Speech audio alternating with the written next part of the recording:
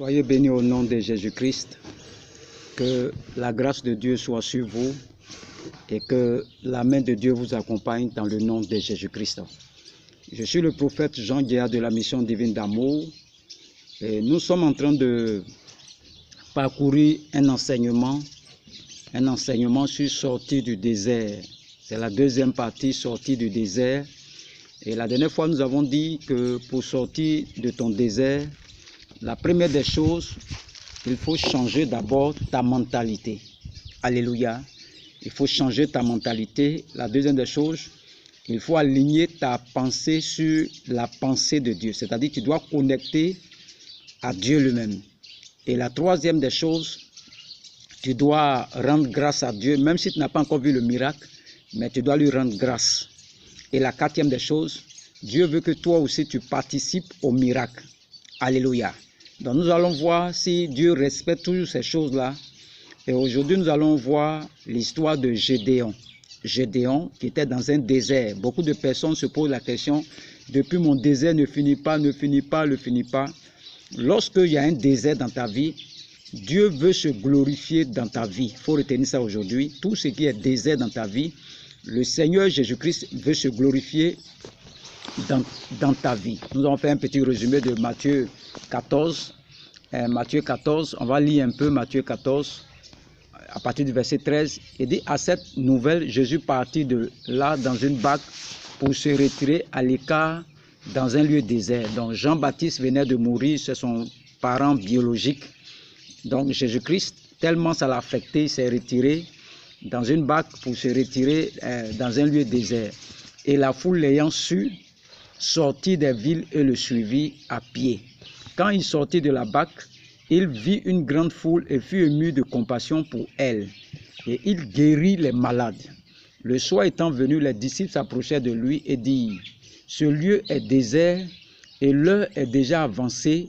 Renvoie la foule afin qu'elle aille dans les villages pour s'acheter des vivres. » Vous voyez, il y a un besoin, il y a un désert. Et Jésus-Christ leur répondit, ils n'ont pas besoin de s'en aller, donnez-leur vous-même à manger. Ça veut dire quoi?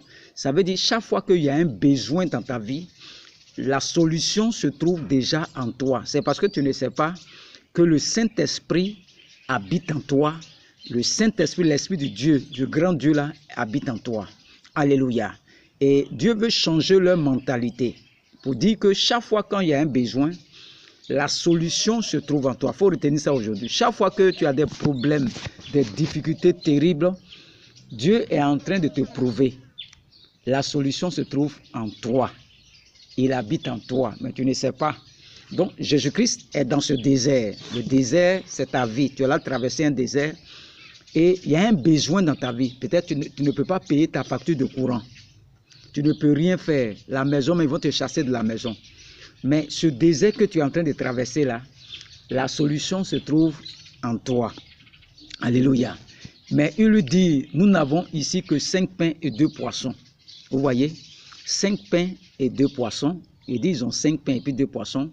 Jésus, ça veut dire que leur pensée est alignée sur ce qu'ils voient. Lorsque tu as des problèmes pour payer tes factures de courant, d'eau, tes yeux regardent. Toi, tu regardes avec tes yeux physiques. Mais on te dit que la solution même se trouve en toi-même. Alléluia. Donc Dieu va leur dire, apportez-moi ce que vous avez là, les 5 pains puis les 2 poissons. Et le verset 19, il fit asseoir la foule sur l'herbe, prit les 5 pains et les 2 poissons, et levant les yeux vers le ciel, il rendit grâce. C'est-à-dire en toute chose, la troisième chose, il faut rendre grâce à Dieu. Même si tu n'as pas encore payé ta maison, tu n'as pas encore payé ta facture de courant, rends grâce à Dieu. Alléluia. Et Dieu va prendre le peu que tu as là. Les 5 000 francs que tu dis, ça ne peut rien faire là. Et il va rendre grâce à Dieu. Et il va dire à ses disciples là, voici, donnez-leur vous-même. Quand les disciples ont pris les pains là, 5 pains et puis 2 poissons là, chacun avait un petit morceau dans sa main, il s'est dit que ça ne peut pas arriver. Parce que leurs yeux sont naturels. Ils ne sont pas spirituels. Donc, ils regardent naturellement les choses. Donc, c'est comme ça. Quand tu es dans un désert, il faut retenir les 4 étapes là. Il faut t'arranger à changer cette mentalité que je vais rester dans ma situation. Ça, c'est la première des choses. Il faut aligner tes pensées sur la pensée de Dieu. Et la troisième des choses, commence à dire merci à Dieu. Même si tu n'as pas encore vu ton bébé, commence à dire merci à Dieu. Et la quatrième des choses, Dieu veut que tu participes au miracle avec lui. Donc, il dit, donnez-leur vous-même. Donc, il prend les 5 pains, les 2 poissons, il met dans la main des disciples. Donc, Dieu veut que chaque chose, toi aussi, tu participes aussi. Alléluia. Nous allons voir l'histoire maintenant de Gédéon, Juge 6. Juge 6, l'histoire de Gédéon. Vous allez voir que c'est le même principe que Dieu utilise partout. Lorsque tu es dans un désert, c'est la même chose. Juge 6, verset 11. Alléluia. Puis vint l'ange de l'Éternel et il s'assit sous le térébinthe d'Ophra qui appartenait à Joas de la famille d'Abiézer. Gédéon, son fils, battait du froment au pressoir pour le mettre à l'abri de mendiants. Parce qu'ils étaient oppressés par leurs ennemis, il n'y avait pas à manger, ils se cachaient pour aller faire des choses. L'ange de l'Éternel lui apparut et dit, l'Éternel est avec toi, vaillant héros. Vous voyez, il va changer d'abord la mentalité de Gédéon. Regardez la réponse de Gédéon, le verset 13. Gédéon lui dit, ah mon Seigneur, si l'Éternel est avec nous, pourquoi toutes ces choses nous sommes-elles arrivées? Et où sont les prodiges que nos pères nous racontent quand ils disent, l'Éternel ne nous a-t-il pas fait monter hors d'Égypte, mais l'Éternel nous abandonne et il nous livre entre les mains de mendiants. Vous voyez, on dit tu es un vaillant héros. Gédéon lui l'enlève H là. Et puis il met Z à la place. Il veut dire à l'ange que lui il est un zéro. Alléluia. Vous voyez, Dieu quand il vient, il change d'abord ta mentalité. Cette mentalité que tu as là, elle est trop naturelle. C'est ce que tes yeux voient seulement. Tu ne vas pas au-delà de ce que tes yeux voient. Donc Dieu va dire à Gédéon que toi tu te vois un vaillant zéro. Non. Mais moi je sais ce qui est en toi. Je sais ce que j'ai mis en toi. Donc toute chose, Gédéon, la pauvreté de Gédéon, la solution se trouvait en Gédéon, mais Gédéon ne sait pas.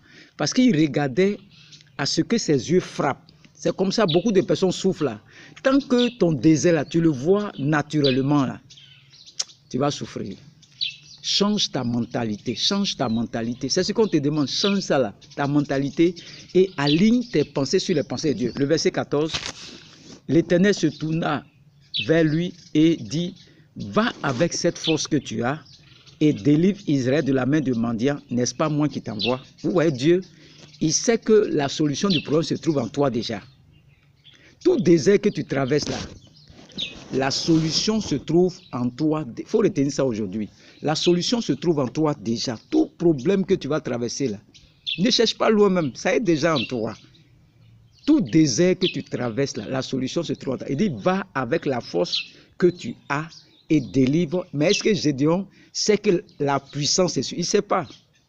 Gédéon lui dit, ah mon Seigneur, avec quoi délivrerai-je Israël? Voici ma famille. Là, Gédéon encore. Il est naturel. Ma famille est la plus pauvre à Manassé et je suis le plus petit dans la maison. C'est que tellement ils sont pauvres là. Lui, il est le plus petit même des pauvres encore même.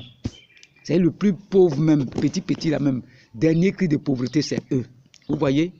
Et l'Éternel, le verset 7, l'Éternel dit, mais je serai avec toi et tu battras mendiant comme un seul homme. Vous voyez Dieu? Le Saint-Esprit habite en toi. Tant que tu es dans le physique, tu souffres. Voilà pourquoi les déserts durs là. Tu ne comprends pas? Depuis ma situation ne change pas. Mais comment tu vois Dieu? Dieu qui est en toi là, qui habite en toi là. Comment tu le vois?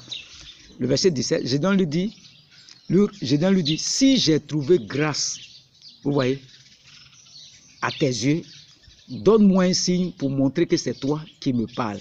Ne t'éloigne point d'ici, verset 18, jusqu'à ce que je revienne auprès de toi, que j'apporte mon offrande et que je la dépose devant toi. Et l'Éternel dit, je resterai jusqu'à ce que tu viennes. Il va commencer à rendre grâce à Dieu maintenant. On a dit la première des choses, lorsque tu es dans un désert, c'est de changer ta mentalité. Ça, c'est la première des choses. La deuxième des choses qu'on a dit, c'est d'aligner tes pensées sur les pensées de Dieu. Ça, c'est la deuxième des choses. La troisième des choses, on a dit que c'est pour rendre grâce à Dieu.